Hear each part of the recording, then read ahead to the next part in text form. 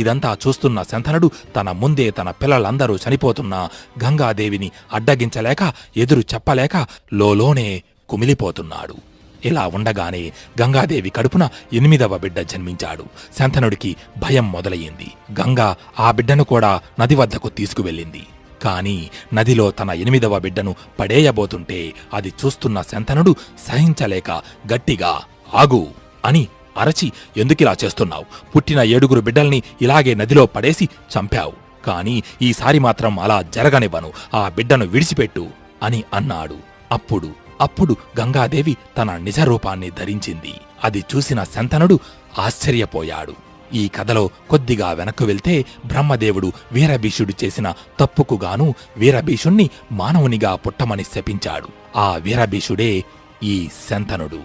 గాలికి చీర ఎగిరినప్పుడు తనని చూసిన వీరభీషుణ్ణి గంగాదేవి కూడా